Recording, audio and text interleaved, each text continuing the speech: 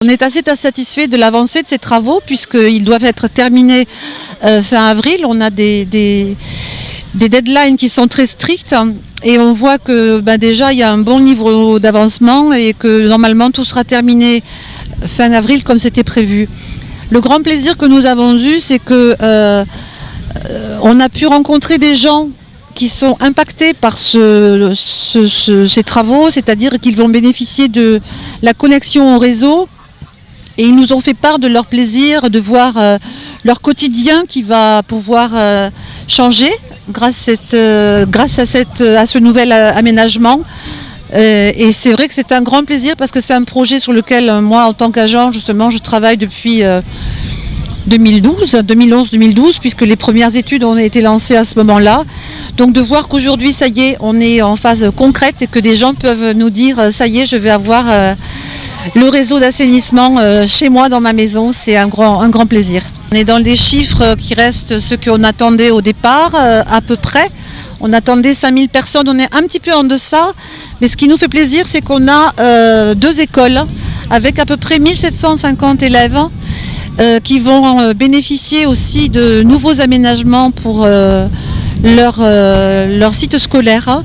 Donc des nouvelles toilettes en cours qui vont être refaites complètement parce que ce que nous avons vu, on s'est dit que ça ne pouvait pas rester comme ça. Donc avec l'adhésion de la commune de Saint-Louis, ça va être remis complètement à neuf et ne serait-ce que de voir que les conditions de travail de ces élèves vont être améliorées, c'est déjà un grand plaisir aussi, une grande satisfaction. Oui, il est tout à fait satisfaisant. On est aujourd'hui à 70% de réalisation, donc on est dans les temps. On est vraiment dans les temps et c'est qu'on en a parlé avec les personnes en charge ici au niveau technique, on aura terminé fin avril. Donc tout va bien. On a rencontré l'hôpital, j'ai rencontré le directeur de l'hôpital pour mettre en place des projets de formation. Encore une fois, c'est sous couvert de la validation de mes élus à Toulouse, mais les projets de formation qui seraient lancés, c'est sur la question de la stérilisation du matériel, suite à un envoi de matériel très important qui a été fait fin décembre entre l'Oncopole et c'est la ville de Toulouse qui a financé l'acheminement du matériel.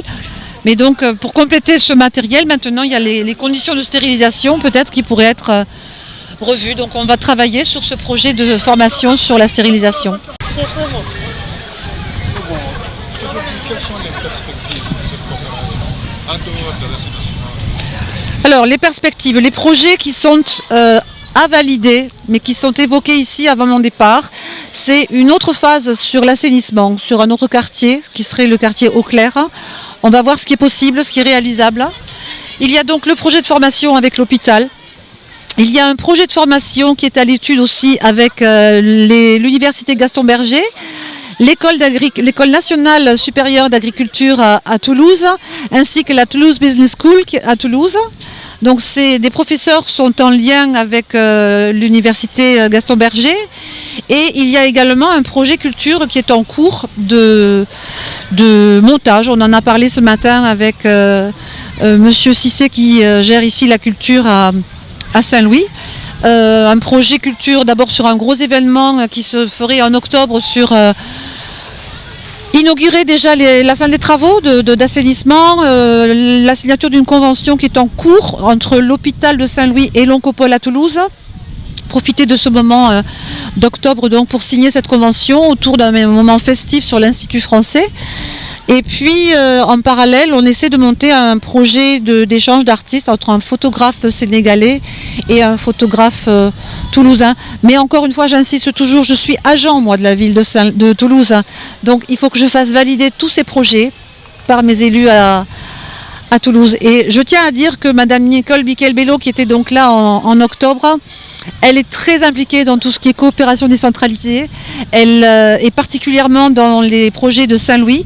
Et c'est depuis son arrivée, enfin sa prise en charge de cette délégation coopération décentralisée, que la coopération au niveau de Saint-Louis est bien repartie depuis un petit peu plus d'1 an maintenant. Ndarinfo.com, le portail de Saint-Louis.